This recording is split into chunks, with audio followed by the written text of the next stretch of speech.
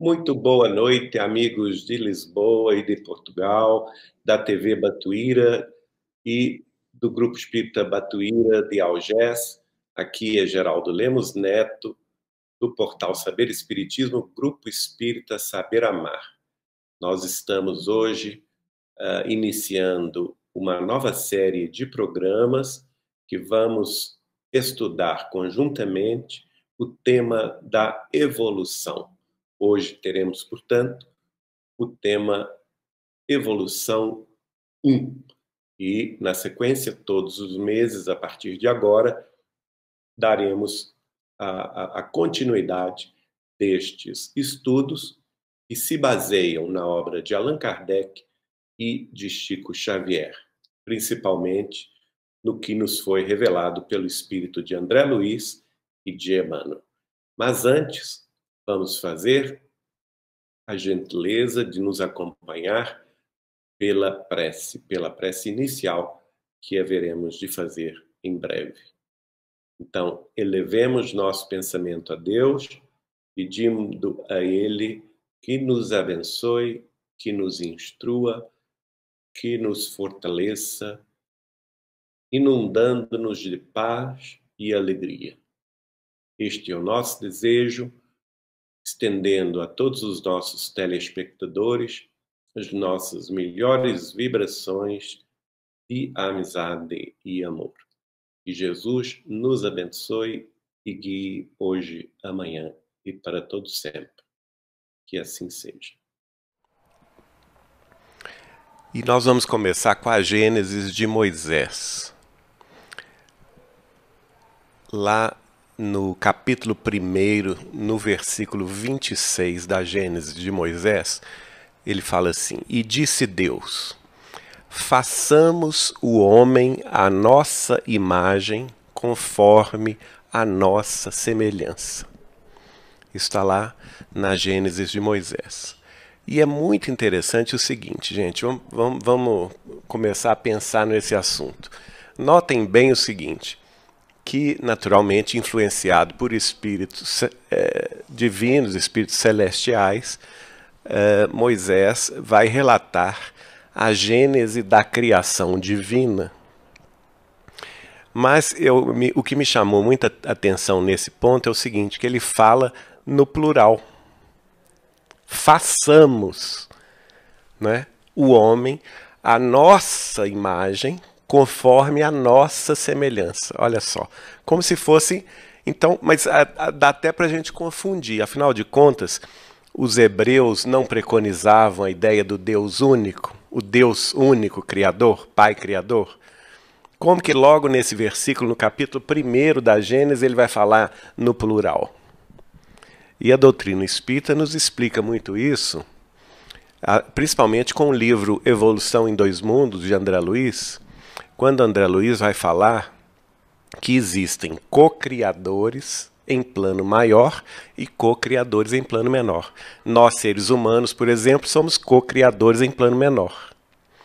Mas as potências celestes, das quais Jesus é um grande exemplo para nós, né? O nosso guia, nosso modelo, o governador espiritual da Terra, é um co-criador em plano maior.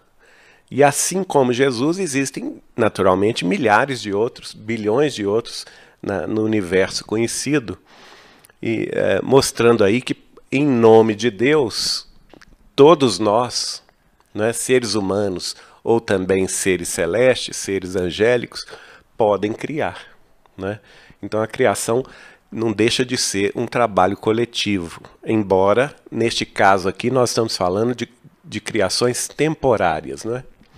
E Deus faz criações eternas. Aí vem essa questão, o que ele quis dizer com a imagem de Deus e a semelhança de Deus? Aí eu tive uma conversa com o espírito de Teóforos, que me esclareceu sobre isso, e também nós vamos encontrar uma referência muito clara sobre esse assunto no livro Pensamento e Vida, de Emmanuel, através de Chico Xavier. Vamos lá.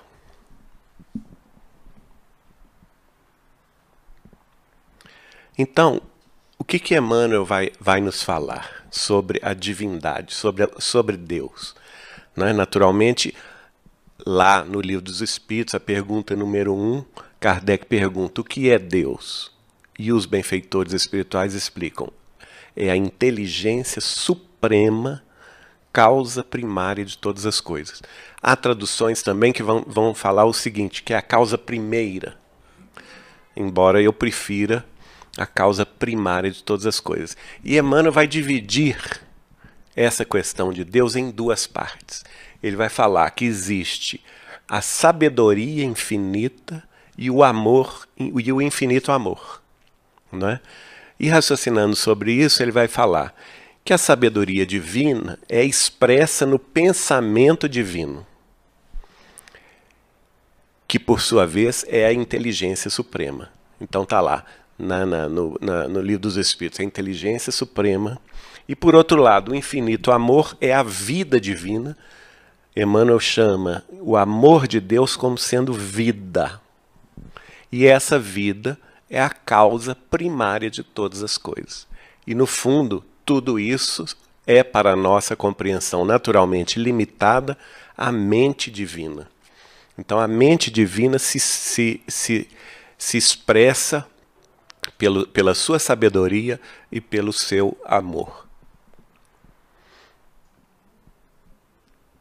Gente, quem quiser colaborar, por favor.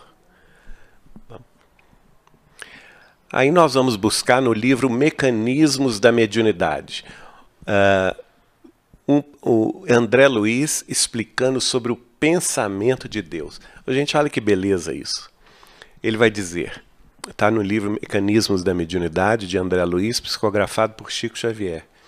E ele vai dizer: identificando o fluido elementar ou hálito divino por base mantenedora de todas as associações da forma nos domínios inumeráveis do cosmo, interpretaremos o universo como um todo de forças dinâmicas expressando o pensamento do Criador. Eu acho isso de uma profundidade tamanha, porque vejam vocês que André Luiz fala sobre o universo, inclusive sobre o cosmo, numa época em que não se falava de multiversos, porque esse livro foi psicografado por Chico Xavier e Valdo Vieira em 1958, e aquela ocasião não se tratava em astrofísica sobre a possibilidade dos multiversos, e ele está falando aqui, olha só, domínios inumeráveis do cosmo. Quer dizer, o cosmo, na realidade, são diversos e inúmeros domínios. Não é um cosmo somente, né? Mostrando aí, de certa forma, antecipando aí a noção do multiverso que hoje a astrofísica tem. Mas fala aí no fluido elementar, que Allan Kardec fala, quer dizer, está em perfeita sintonia com a obra de Kardec, que Kardec fala na obra da codificação, o fluido cósmico universal, que aqui ele vai chamar de fluido elementar ou hálito divino, né? O hálito tem muito a ver com o sopro, né? O sopro da vida. Então, está muito, muito próximo dessa noção. E chama tudo isso, esses multiversos do cosmo, os domínios inumeráveis do cosmo, como sendo um todo de forças dinâmicas, ou seja, que não são estáticas, são dinâmicas, são ao mesmo tempo também que se movimentam, que se projetam, não é? Que tem uma série de forças atuando. Tudo isso expressa o quê? Expressa o pensamento de Deus, o pensamento do Criador. E aí André Luiz completa dizendo o seguinte: sobre esse plasma divino, aí ele dá uma outra denominação, que é o plasma divino, vibra o pensamento mensurável da criatura.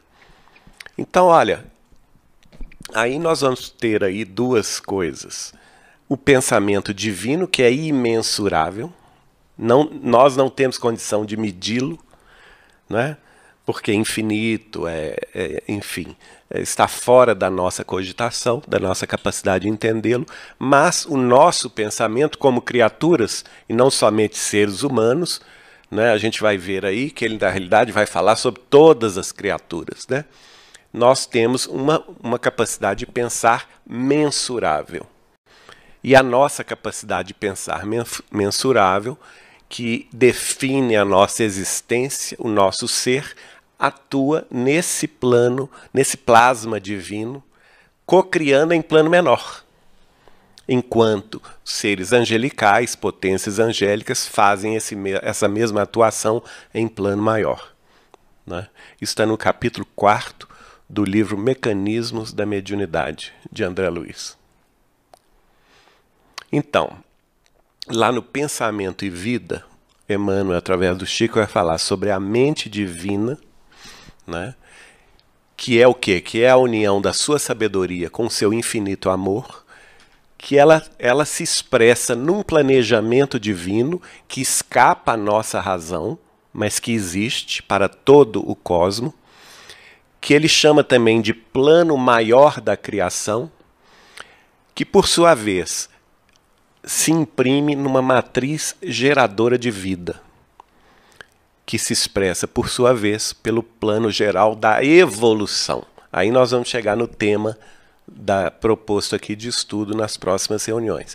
A evolução do espírito, ou então, melhor ainda, a evolução da criatura, porque ela também, quando é criada, não é espírito ainda, né?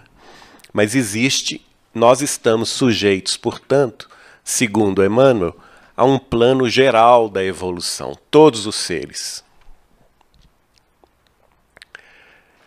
Então, a mente divina, com esse plano evolutivo geral, gera as sementes da criação. É muito bonito, isso está lá no primeiro capítulo do livro Pensamento e Vida, de Emmanuel. E essas sementes da criação, ou seja, isso aí vem de Deus, vem do Criador, não é? A sua mente poderosa, que expressa o infinito amor, que expressa a infinita sabedoria, ela tem um plano, naturalmente, um plano que se estabelece em todo o universo, em todo o cosmo, que cria, e esse plano que cria, em algum momento, ele se imprime no campo da criatura. Vocês vão guardar bastante essa expressão, campo da criatura. Chico Xavier psicografou esse livro ainda em Pedro Leopoldo, se não me engano, Pensamento e Vida, numa época que não se falava nisto. Hoje, a astrofísica moderna considera a questão dos campos.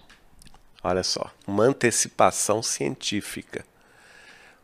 Nós vamos ver isso mais à frente, não hoje, provavelmente não vai dar para ver isso hoje, mas tem a ver com a questão quântica, a física quântica, a mecânica quântica e a própria mente quântica, que muitos pesquisadores estão já tratando disso.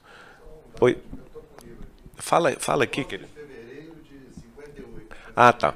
Pensamento e Vida, exatamente, foi Pedro Leopoldo. Muito bem, obrigado, Pedro. Deixa eu só repetir, porque o pessoal não ouviu. O Pedro, então, olhou, conferiu o livro Pensamento e Vida, o prefácio dele é de 11 de fevereiro de 1958, portanto, o Chico Xavier ainda vivia em Pedro Leopoldo. Geraldinho, só a oportunidade que você comentou sobre planejamento, que é interessante porque a gente tem aquela ideia antiga, veio por séculos montada, que Deus estalou o dedo e apareceu as coisas. Não é? Então, quer dizer, 7 dias, surgiu num dia, surgiu no outro dia. Quer dizer, uma ideia que veio, assim, durante séculos sendo montada, construída na nossa cabeça, mas nós imaginamos assim, os espíritos superiores e os governadores espirituais do universo delegam as funções para os seus subordinados, que são também os espíritos arcanjos de luz que criaram o nosso sistema solar, por exemplo, né? E tudo isso exige muito planejamento. né? Porque o planejamento é o chave do sucesso. Se nós hoje, humanos, estamos enxergando isso e desenvolvendo o planejamento das nossas atividades mais simples, imagina esses espíritos de alta envergadura espiritual, quanto eles veem à frente e planejam, né? Então, só reforçando esse ponto que você colocou sobre o planejamento para a evolução das criaturas e como que a espiritualidade atua. E é muito bem lembrado, aliás, Carlos, você é um planejador, sabe bem isso, né? Que todo plano tem o quê? Tem metas, tem cronograma, tem datas, não é? Para serem cumpridas. A gente vê mesmo na escola, não é? No período escolar. A gente não tem um ano pré-definido, ó, naquele ano você vai estudar o segundo ano elementar, e assim sucessivamente. Tem a época das provas, é ou não é? Dos testes, até que a criatura passa de ano. Ora, se isso é real no mundo humano, imagina no mundo divino, né?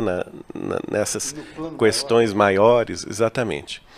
Mas então, chega um momento então que a semente divina, que é a semente da criação, se imprime no campo das criaturas, ou seja, de todos nós, né? No início da criação, notando bem o seguinte: o próprio Emmanuel, no livro Emmanuel, e o próprio André Luiz, na obra dele, fala que eles, lá no plano onde eles habitam, não sabem definir ainda qual que é esse instante. Isso ainda escapa à nossa compreensão. Quer dizer, ele está nos passando, então, uma ideia do que se cogita no mundo espiritual superior, né? Então, resumidamente, o plano da evolução reflete a imagem do Criador, não é?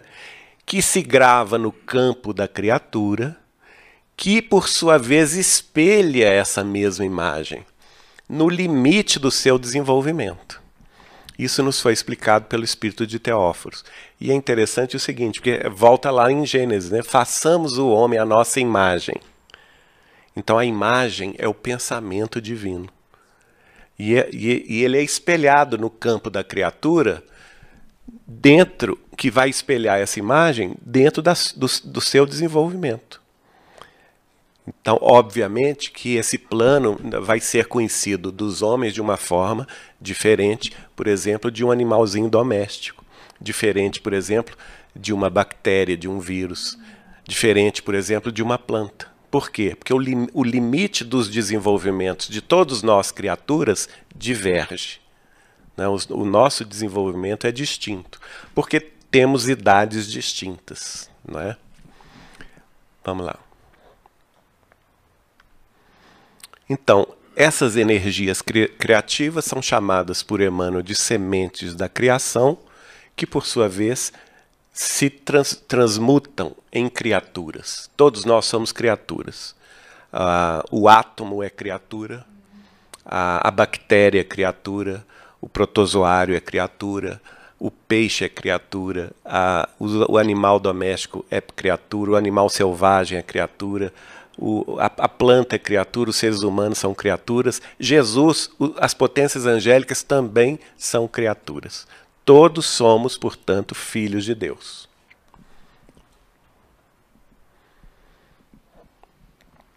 E aí vem a doutrina espírita nos explicar que nós temos dois elementos gerais do universo fora Deus, né? Que é o princípio material e o princípio espiritual.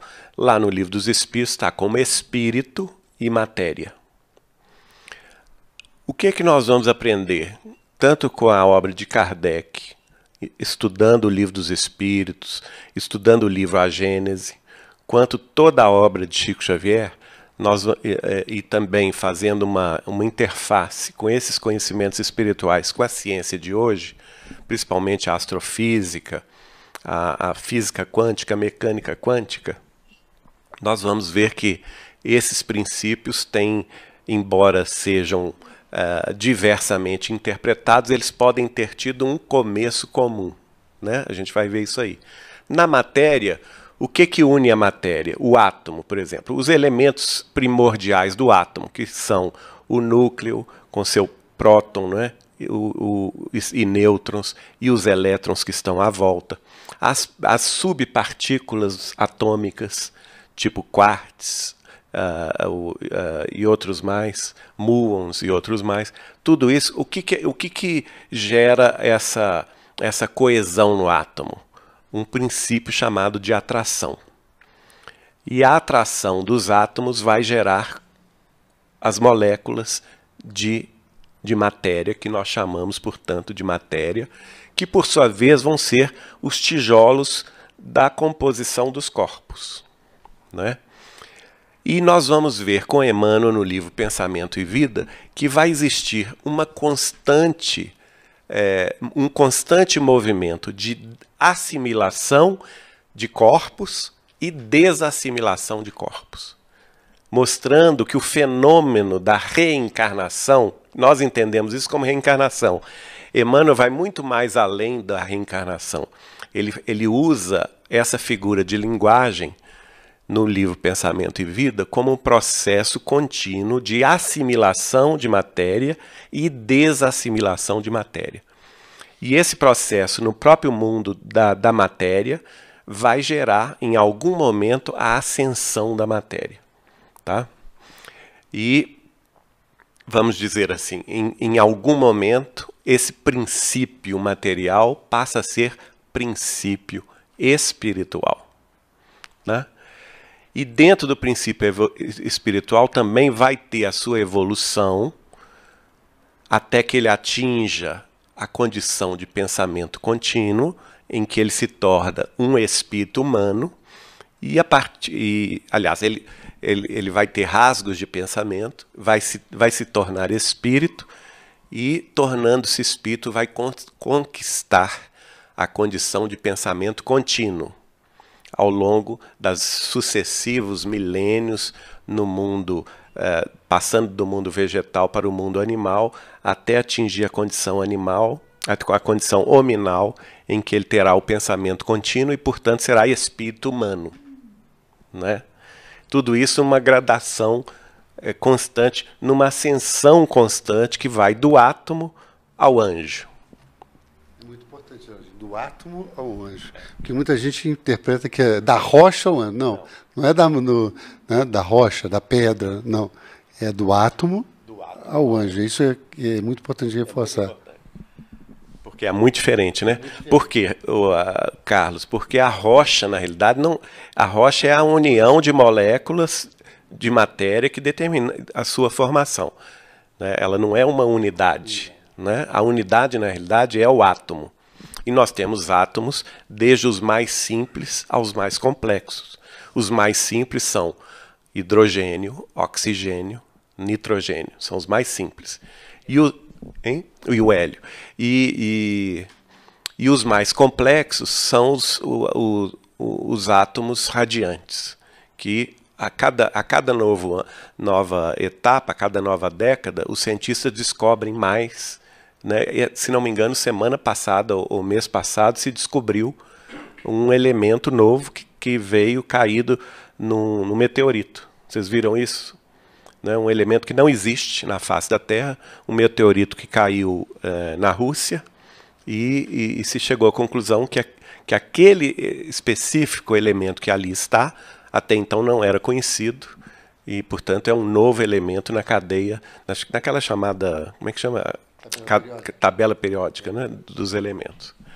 Então, voltando, só recapitulando, os elementos gerais do universo, segundo a obra de Kardec, o Livro dos Espíritos, seria Deus, Espírito e Matéria, constituem o princípio de tudo o que existe, a Trindade Universal. Está lá na pergunta 27 do Livro dos Espíritos, né? Deus, Espírito e Matéria.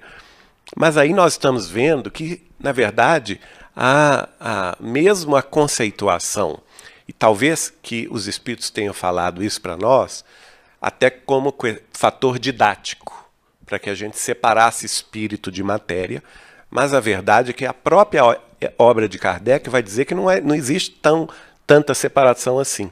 Né? A gente vai ver esse trecho aí. Mas ele vai falar, por exemplo, que a matéria, pode mostrar aí, a matéria ele vai chamar de fluido cósmico universal. Né? Podemos passar. Da matéria em si, aí eu peguei essa explicação hoje, que mostra a composição de matéria, né? 70% da matéria conhecida hoje é a chamada de energia escura, 26% de matéria escura, 3,5% de gases e apenas 0,5% da matéria conhecida é a matéria que nós enxergamos. 0,5%, gente. Olha só. O seguinte é mais claro ainda. Mostra aí. Eu vou citar as fontes aqui. O primeiro é no site cosmobrain.com.br e o segundo é o planetquest.jpl.nasa.gov. Mostrando que é mais preciso esse da NASA, dizendo que 73% de toda a matéria do universo é a chamada energia escura, 73%. 23% a chamada matéria escura. Por que eles colocam escuro? Porque ela não reflete a luz que nós enxergamos. Tá certo? E 3,5% é formado, 3,6% aliás, por cento é o gás intergaláctico, o gás que existe entre as galáxias, e nós hoje sabemos que existem pelo menos 2 trilhões de galáxias, né? A Via Láctea é apenas uma galáxia, e 0,4% diminuiu.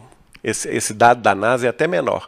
0,4% da matéria de todo o universo conhecido é a matéria que nós enxergamos. Ou seja, são os sóis, as estrelas, os planetas, as luas, as nebulosas e as galáxias. Só 0,4%. Então tem muito ainda para a gente conhecer. Significa que nós não enxergamos e nossos aparelhos científicos não são capazes de enxergar 99,6% de toda a matéria do universo. Olha aí, estima-se que aproximadamente 95% da massa do universo seja constituída, portanto, de matéria e energia escuras. Vamos lá. Agora, olha que interessante a pergunta 540 do Livro dos Espíritos. Allan Kardec pergunta e os Espíritos respondem. É assim que tudo serve, tudo se encadeia na natureza, desde o átomo primitivo até o arcanjo.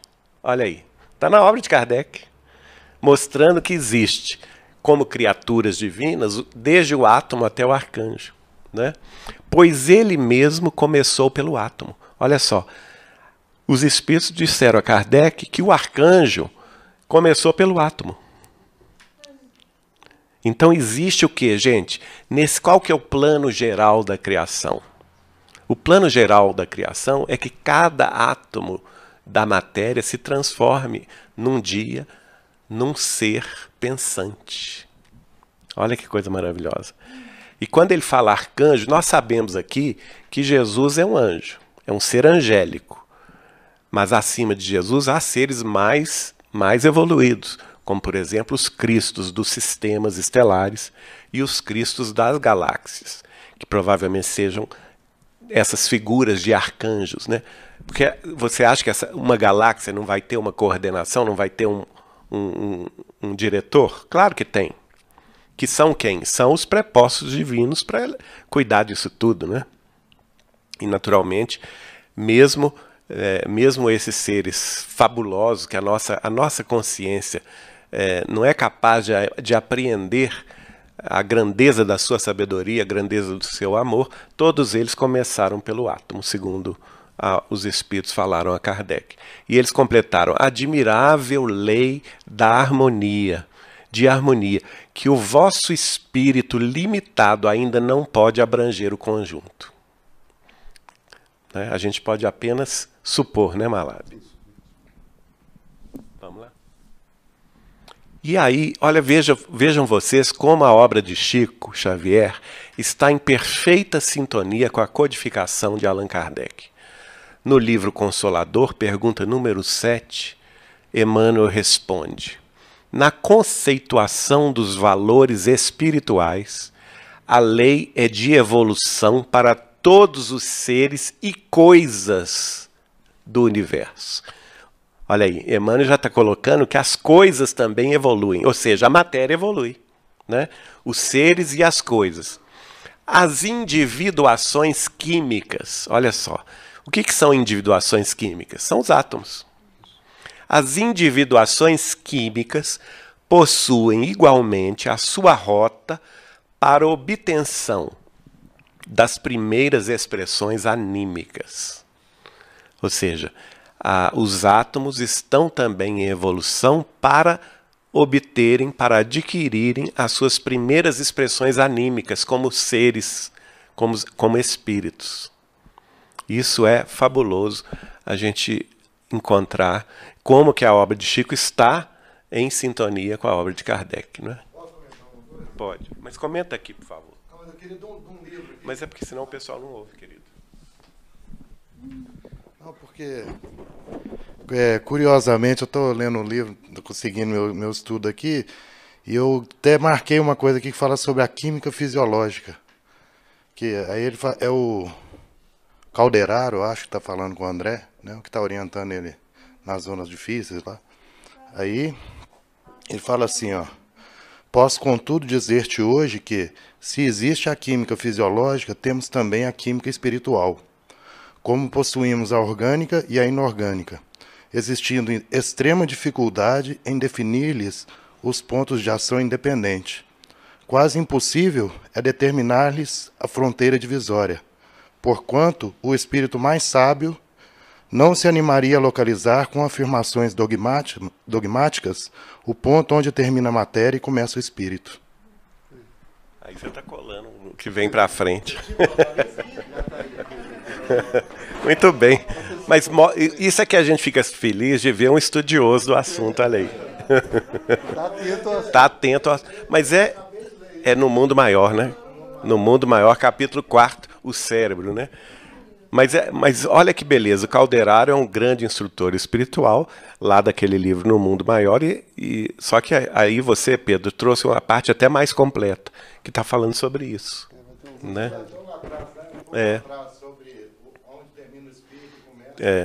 É isso mesmo. Vamos lá.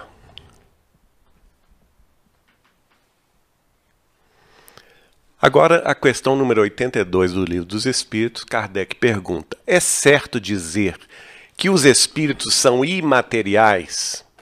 Veja bem a limitação da palavra humana, não é? Ele pergunta aos espíritos se estaria certo falar que os espíritos são imateriais. E aí os espíritos respondem: é uma matéria quintessenciada. Dissemos que os espíritos são imateriais porque a sua essência difere de tudo o que conhecemos pelo nome de matéria. Em outras palavras, ele está dizendo, os espíritos disseram a Allan Kardec, que pode-se dizer que é imaterial, mas na realidade é que é de uma matéria que não se conhece na Terra. Quando se conhecer, vai mudar. Não é? Que é a limitação do palavrório humano, da terminologia humana, também limita os espíritos de explicar essas coisas.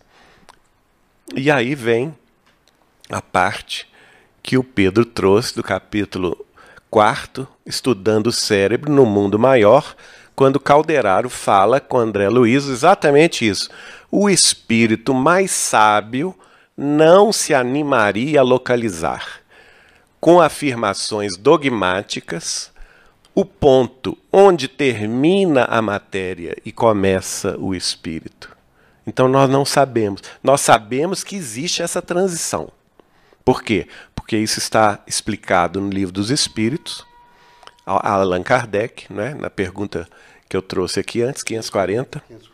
E está explicado na obra de Chico Xavier, na pergunta número 7 do livro O Consolador. Existe uma transição entre a matéria e os seres cientes, os seres também, os espíritos, vamos chamar de espíritos como um todo, não é? Mas nem o espírito mais sábio sabe dizer onde que aconteceu essa transição, onde que aconteceu esse salto quântico. Fala aqui. Geraldinho, eu queria perguntar o seguinte, se a gente poderia, no caso, extrapolar também, porque vai havendo a evolução, né, da matéria para o espírito, até chegar no espírito pensante. E aí tem... no anjo. E aí, obviamente, tem todos os diferentes seres em evolução. E aí, como eu sou muito ligada sempre a animais, né? Não é novidade, porque falou assim, não se sabe exatamente onde termina o ponto onde termina a matéria e começa o espírito. E também eu penso que deve também não se saber exatamente onde termina um espírito que não é pensante para começar um pensante. Que aí, eu não sei se eu estou certa, se eu estou extrapolando demais, mas assim, é igual quando a gente vê animais que uns têm, né, esses lampejos de inteligência, e tem animais que nos surpreendem, né, que eles fazem coisas assim, mas como? E outros estão ali quietinhos, né, assim. Então, eu acho que é justamente isso, né, essa diferença que cada ser tem, né, na escala evolutiva. E aí, para a gente pode explicar isso nos animais também, né?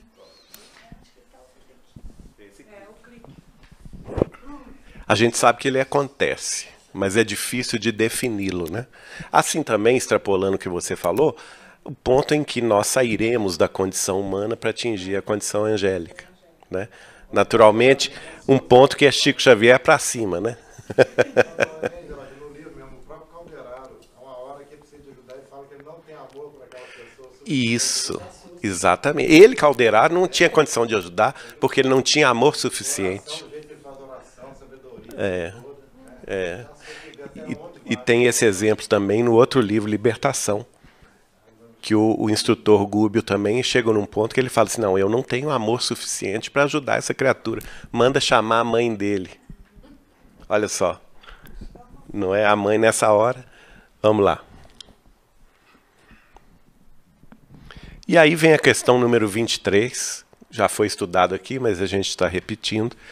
O que é o espírito? O que é o espírito? O princípio inteligente do universo. Essa resposta é muito ampla. Então, gente... Não é da Terra. Não, só que lembrar que quando ele responde isso, ele responde considerando a nossa vida universal, né? O espírito não está só aqui na Terra. Ele está passando por vários planetas. E aí, na verdade, ele vai conjugar com a pluralidade dos habitados, com outro princípio básico da doutrina espírita. Então, daí, princípio inteligente do universo, né? E outra coisa, aqui ele não está explicando também que é somente espírito humano, não. A pergunta é o que é espírito? Espírito é o princípio inteligente do universo. Então, os animais têm espírito, porque eles têm inteligência. Vamos lá.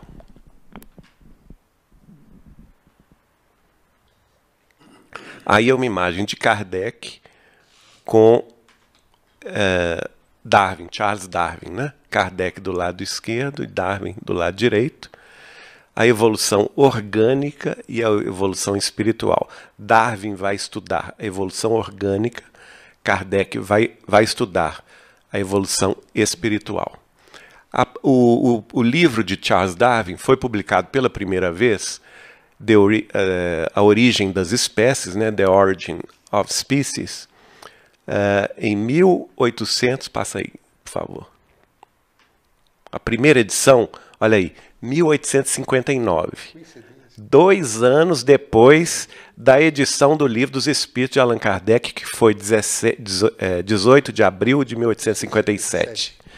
2 anos depois, Charles Darwin publica em Londres a primeira edição do The Origin of the Species. A segunda edição ele publica em 1861. Né? E Allan Kardec, naturalmente, pode passar, por favor. Allan Kardec vai publicar o Livro dos Espíritos em 1857, a primeira edição, e a segunda edição antes da segunda edição do Origem das Espécies. Por favor, Marco. Aí, 1860. E Allan Kardec vai tratar tanto da evolução orgânica quanto da evolução espiritual no livro A Gênese, os Milagres e as Predições segundo o Espiritismo, publicado em 6 de janeiro de 1868. Né? Já. Ele já incorpora, tanto no livro dos Espíritos, quanto no livro A Gênese, ele incorpora a evolução das espécies, né? Tanto é que a doutrina espírita é uma doutrina evolucionista. Nós aceitamos a evolução das espécies como ciência, como fato, né? Vamos lá. Então aí está uma imagem de Darwin com Kardec. Olha só a semelhança de datas de nascimento. Charles Darwin nasceu em 1809, desencarnou em 1882. Allan Kardec nasceu em 1804 e viveu até 1869.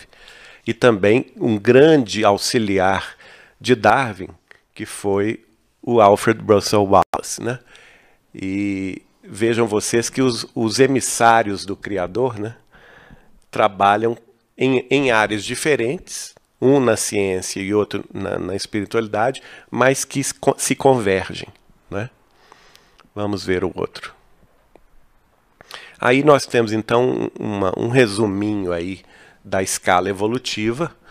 Os espíritos falam que para baixo da matéria do átomo não se sabe como que se processou a criação, né? Mas que existe naturalmente uma evolução em termos de aquisições da criatura nos seguintes degraus. O instinto, né? que é seguinte, primeiro começa com a excitação dos átomos. A excitação dos átomos acaba gerando para a criatura determinadas percepções, né? Essas percepções estão presentes, por exemplo, nas plantas, nos vegetais. Há estudos científicos mostrando que as plantas percebem muita coisa, né? Mas depois essas percepções vão evoluindo para instintos. Tem sensibilidade, as plantas têm sensibilidade, mas depois dos milênios de evolução, elas desenvolvem instintos e acabam, então, portanto, chegando na animalidade. Os animais mais simples, mais fundamentais, que também têm a sua evolução. A animalidade vai buscar... os animais têm rasgos de pensamento, pensamentos fragmentários, até o momento na evolução, com milhões e milhões de anos, em que eles adquirem o pensamento contínuo. Ao adquirir o pensamento contínuo, se tornam espíritos humanos, né?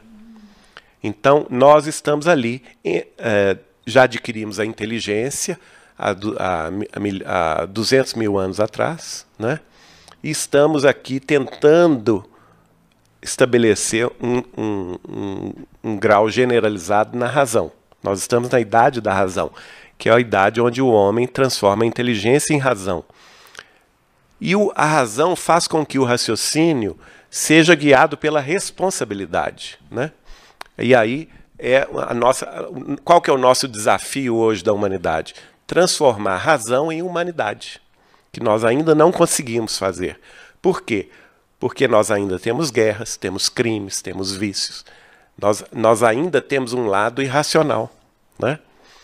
Ainda muito ligado lá no passado da animalidade, da brutalidade humana. Nós estamos, através das mensagens das religiões, especialmente o convite do Cristo, transformar a razão em humanidade. Discernimento da razão em sublimação espiritual. E aí sim ascender no futuro distante a condição de amor e sabedoria que tem os anjos, a exemplo de Jesus. E a partir daí os espíritos falam, olha, para cima nós não sabemos.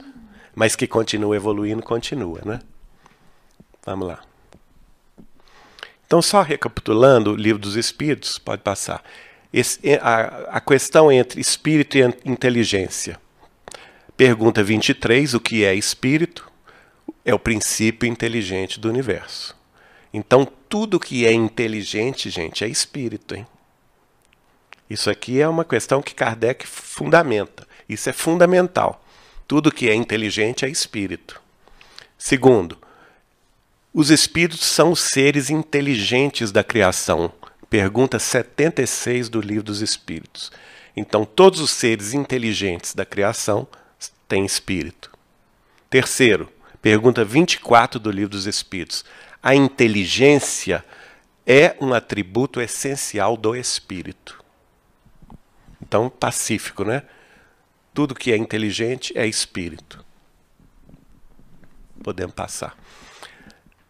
No quarto ponto, o que é a célula? A célula é inteligente? O que vocês acham? Aqui temos o exemplo de uma célula e nosso corpo, cada um de nós aqui, tem 50 trilhões de células no seu corpo. 50 trilhões. Não sei nem fazer a conta disso. O que vocês acham? A célula é inteligente? Solange, essa é a sua área. Você tem que responder. Não, a célula é inteligente. Ela existe toda uma maquinaria.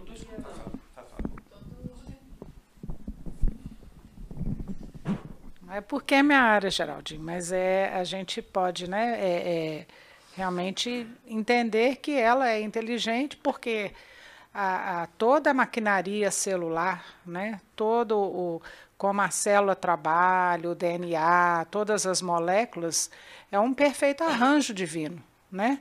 Como que os seres, né, a reprodução acontece, né, toda a fecundação. Sobrevivência com seus órgãos internos. Com as organelas, né? Tudo, e é por isso que eu falei, uma maquinaria assim perfeita, harmônica, né? E aí as doenças, principalmente, né, ocorrem a esse nível, né, celular, porque qualquer desarranjo aí pode atrapalhar uma organela ou uma secreção de uma proteína, uma produção e o crescimento anormal. E aí a gente viaja pelo universo microcelular, né? Vamos ver o que diz André Luiz sobre isso, né? Vamos lá.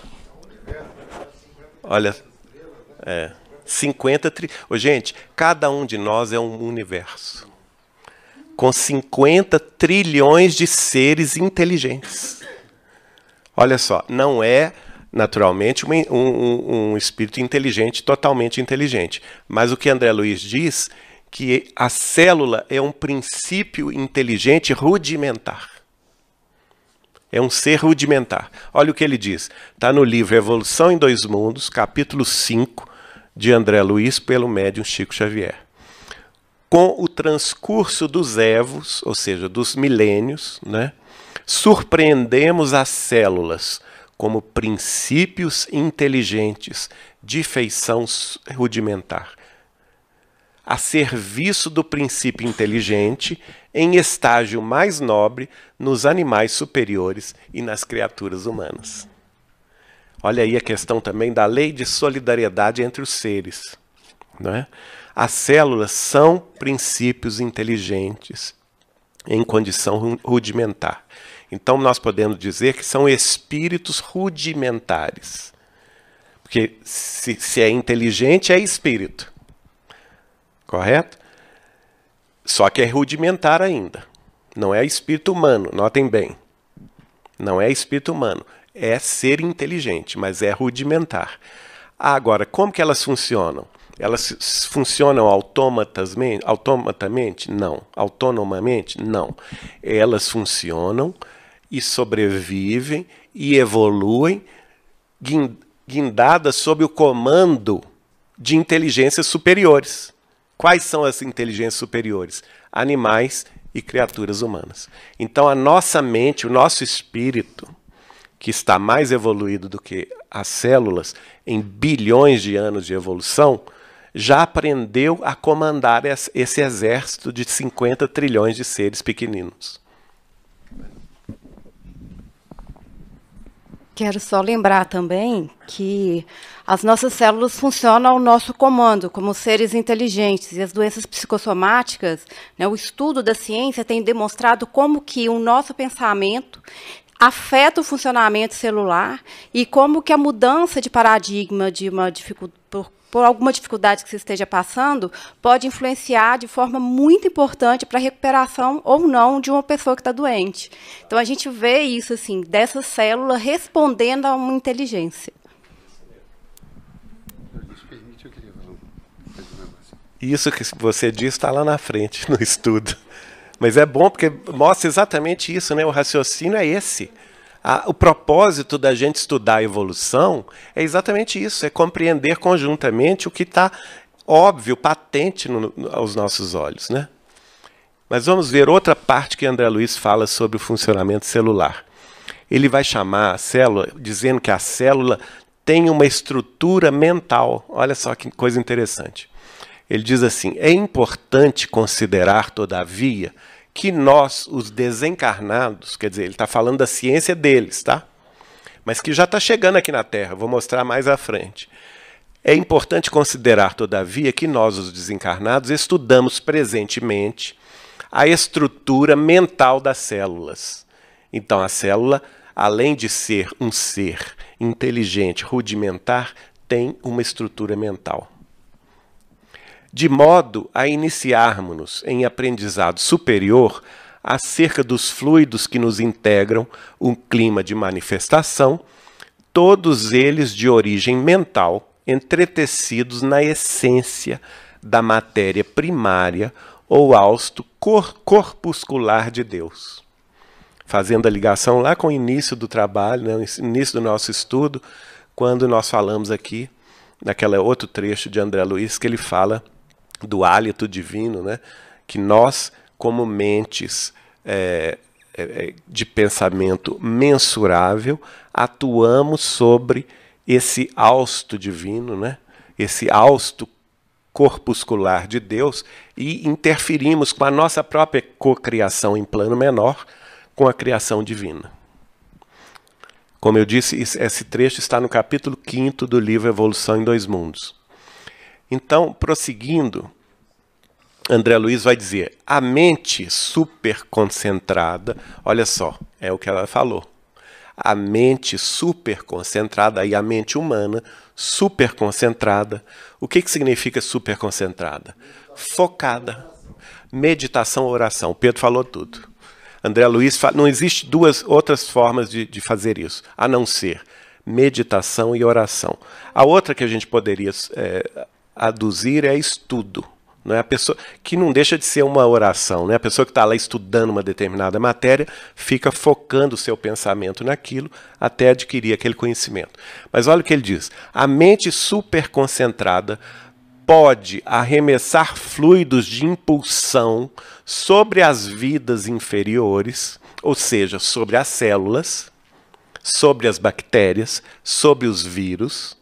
Nós podemos interferir nelas, nessas vidas inferiores, como seja das plantas também, imprimindo-lhes desenvolvimento anormal, ou normal, né? Dependendo aí da conceituação. Então nós influímos com o nosso pensamento, não somente no nosso corpo físico, guiando 50 trilhões de células, mas também nos seres que estão à nossa volta, seres de condição microscópica, como as células, como os vírus, as bactérias, como também as plantas, os vegetais e os animais ao nosso redor. Por exemplo, vamos dar um exemplo, a nossa influência no nosso modo de agir, no nosso modo de proceder com os nossos animais domésticos. Eles não acabam refletindo a nossa presença, a nossa maneira de ser, a nossa maneira de conduzi-los e assim sucessivamente? É só seguindo esse raciocínio também, que eu acho muito importante a gente lembrar, né, comentar as doenças autoimunes hoje, né? Porque, na verdade, né, quando a gente tem esse desequilíbrio também, né, do nosso pensamento, do nosso espírito como um todo, nós vamos desequilibrar a nossa maquinaria celular, de maneira a fazer com que elas mesmas comecem a brigar entre si, a não se entenderem, ou seja, né, a ciência está aí assim, desdobrando cada vez mais esforços para conseguir, né, buscar mais conhecimentos nessa área de doença autoimune, que tem muito a ver com o pensamento da gente, né? Eu queria comentar para ajudar a ilustrar, né?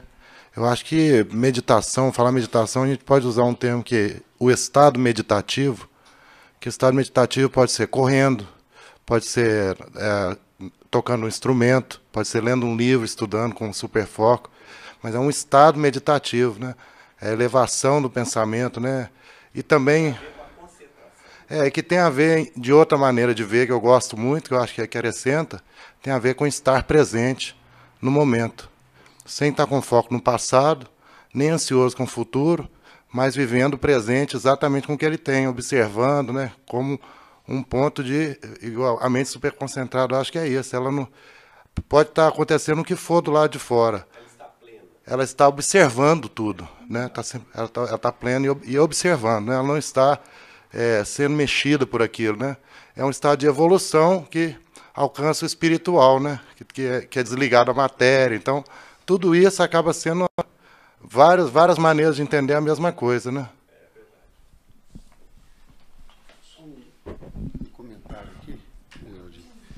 É que isso tudo nos lembra a nossa responsabilidade com o nosso corpo físico e, mais ainda, a responsabilidade que está em nossas mãos com os que nos cercam, como o Geraldo colocou muito bem, mas quando nós tiramos a vida de alguém ou tiramos a nossa própria vida, nós estamos tirando a vida de 50 trilhões, né, de entidadezinhas que estão evoluindo. Então nós temos que pensar nisso, nós não só tirando a vida nossa, quando decidimos por nosso livre-arbítrio entrar por esse caminho, no autoextermínio, né, mas estamos tirando a vida de 50 trilhões de serezinhos, né, que está o caos. E também isso impactando a nossa vida espiritual pela responsabilidade que nós temos para o nosso corpo. Então nós temos que pensar muito nisso. Muitas vezes nós nem pensamos, estamos num viés egoístico, né? Um viés de dizer assim, desequilíbrio, né? E não pensamos nesse reflexo para todo o nosso corpo físico e a responsabilidade que nós temos com essa ferramenta que Deus nos deu. Carlos, muito bem lembrado essa sua intervenção, pelo seguinte também, né? Nós estamos, se a nossa mente é capaz de sustentar e guiar 50 trilhões de pequenos seres, que são as células, Deus também tem um plano divino para elas. E quando nós nos matamos, quando nós fazemos o autoextermínio do nosso corpo físico, nós estamos interferindo no plano divino que foi feito para esses 50 trilhões de seres. Olha só, a nossa responsabilidade é grande, não é? Porque nós estamos atrasando o processo evolutivo de 50 trilhões de inteligências rudimentares. Pensemos neles. Muito bem lembrado.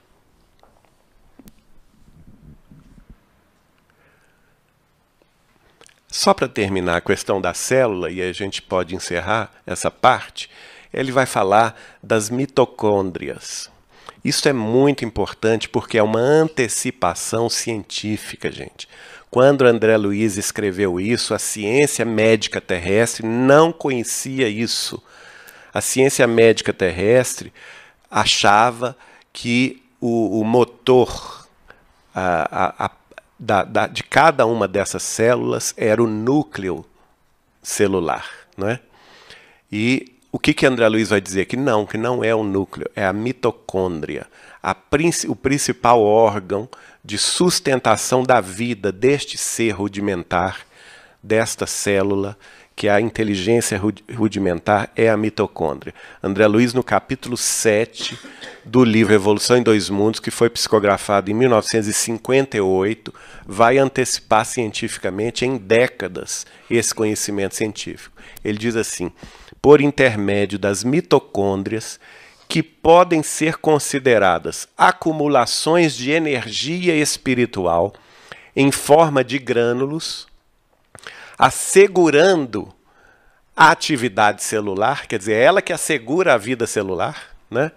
A mente transmite ao carro físico, aqui se ajusta, durante a encarnação, todos os seus estados felizes ou infelizes. Quer dizer, a mente humana, nós vamos imprimir nas nossas células, nos 50 trilhões de seres rudimentares e inteligentes que estão sob o comando da nossa mente, nós podemos, como lembrou bem aqui a Solange, interferir na saúde delas. Agora, essa interferência se dá como? Através das mitocôndrias. Tanto para o bem quanto para o mal, né? Tanto para a saúde quanto para a doença. Só um minutinho que vai completar aqui o pensamento, que tem o slide seguinte. Transmitindo aí os estados felizes ou infelizes. E no slide seguinte, ele completa dizendo: equilibrando ou conturbando o ciclo de causa e efeito das forças por ela própria liberadas nos processos endotérmicos mantenedores da biossíntese. Olha como isso é importante. A mitocôndria é fundamental e a nossa mente age imprimindo a mitocôndria determinados comportamentos que podem desequilibrar a própria manutenção saudável da vida celular. Você quer falar? Uma coisa que é importante a gente lembrar também, que no funcionamento cerebral, o nosso cérebro não faz muita distinção se é real ou se é imaginário. Então, a importância da gente avaliar os nossos pensamentos, né? Aquela questão do orai e vigiai, em relação ao pensamento, porque não basta você não estar numa situação que vai comprometer o seu estado mental, psicológico, mas também o seu estado interno, né? O qual você cultiva todos os dias e está efetivamente influenciando em toda essa nossa biologia. Então, aqui a gente tem que avançar só um pouquinho para a gente terminar essa parte pequena aqui das principais pontos. Então, a pergunta que se segue então, é o seguinte: os seres reencarnam? Nós já sabemos quais são os seres. Quem são os seres? Os seres inteligentes da criação são os espíritos, que podem ser unicelulares, né? Ou seres complexos. Muito bem. Eles reencarnam? 5, é o quinto ponto. As células surgem como princípios inteligentes, olha aí, renovando-se continuamente no corpo físico e no corpo espiritual. Olha, aqui André Luiz está revelando o quê? As células também têm corpo espiritual. Elas têm porque elas também têm programa de morte celular. Tem programa, exatamente. Dessa maquinaria, a renovação tem a morte celular pelo lado negativo. Faz favor de falar aqui, querida. É muito bonita essa parte aí de renovação celular, porque é tão perfeito, é tão bonito mesmo, porque as células elas têm que programar todos esses mecanismos para também se auto-renovarem. Então, a morte celular é também um processo natural. É programada. E em casos, a apoptose. E em casos, não só a apoptose como outros, né? Necrose, aí são vários, mas a apoptose como uma das mais importantes. E em outros casos, a morte celular ela é causada de maneira não indefinida sim, também, mas de maneira que não é propício para a célula, entendeu? Porque aí, por desarranjos celulares, ocorre uma ativação desse programa de forma desregulada. E aí também causa várias doenças. Mas quando esse processo de morte está dentro daquele padrão, daquela programação de renovação, aí a coisa está em homeostase, está em harmonia. Vejam vocês que a harmonia do plano divino está presente desde o micro ao macrocosmo, né? Tudo funciona de acordo com o plano. E ali, André Luiz, então, vai revelar a existência de corpo espiritual nas células. Existem setores de medicina avançada que já chegou a tocar esse ponto, né? A gente vê nos estudos aí das associações médico-espíritas do Brasil e do mundo todo, revelações de estudos acadêmicos sobre esse assunto. No sexto item, que tem a ver com isso, está no livro A Gênese, capítulo 8º, item 7º, quando a Kardec coloca lá o seguinte: a progressão da inteligência desde o pólipo até o homem. Olha aí, mais uma vez, a codificação falando que os seres unicelulares, como pólipos, podem progredir para atingirem a condição humana. Está no livro A Gênese, capítulo 8, item 7. E agora o sétimo ponto é o Livro dos Espíritos, pergunta 601, que está lá expresso o seguinte: os animais seguem uma lei progressiva como os homens. Aí nós vamos entrar então no assunto que vai ser objeto da reunião seguinte, a reunião da semana passada, terça-feira que vem, que é a questão dos animais. A gente vai começar aqui terça-feira estudando os animais, mas aqui a gente já tem aqui um preâmbulo, né? Os animais seguem uma lei progressiva.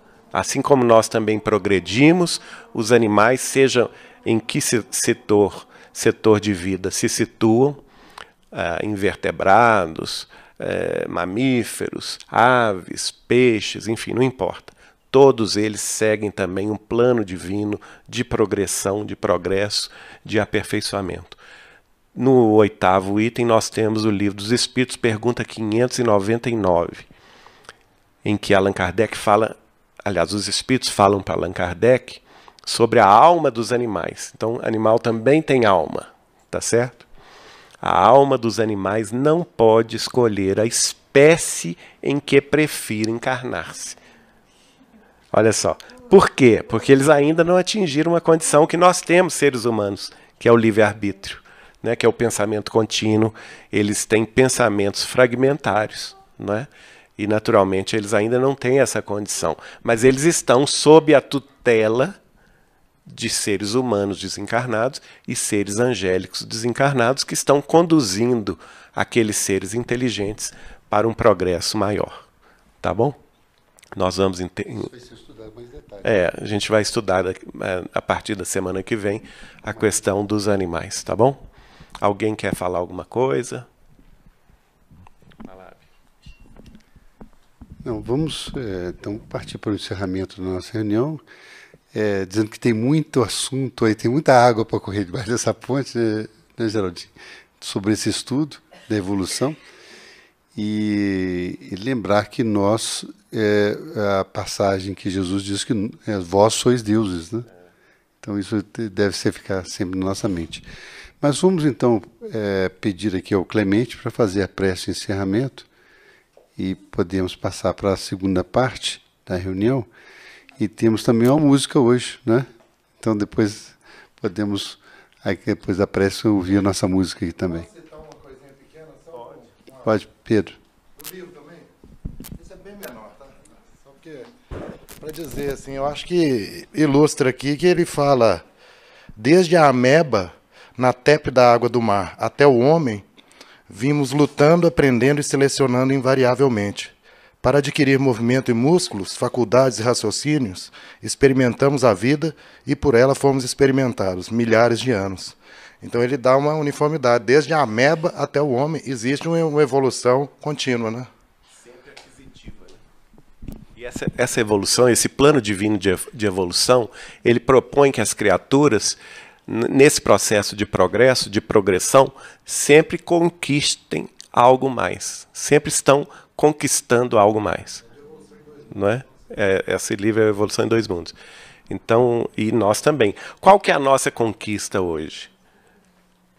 Nós, seres humanos aqui na Terra, encarnados e desencarnados também, né? Porque lá são 2/3 da população terrestre e aqui 1/3. Qual que é a nossa conquista? Seres humanos aqui na face da Terra e além dela, no século XXI. Nós estamos buscando o quê? Transformar a nossa razão, porque nós já alcançamos a idade da razão, em humanidade. Transformar o nosso intelecto, a nossa cultura e o nosso sentimento na humanidade proposta pela mensagem do Evangelho de Jesus, no amai-vos uns aos outros, como eu vos amei. Então, interrompemos o estudo do tema da evolução no primeiro programa para realizarmos a prece de encerramento de nossas tarefas de hoje. Vamos então agradecer a Deus, nosso Pai Celestial, que nos ampara e consola, que nos ilumina e fortalece, para que possamos ter todos a continuidade dessas vibrações fraternas, dessas vibrações amigas de nossos benfeitores espirituais. Rogamos a Batuíra, nosso mentor e mestre, do Grupo Espírita Batuíra de Algés e também da TV Batuíra de Portugal, que nos abençoe, despedindo-nos na paz de Deus. E assim seja, hoje e sempre.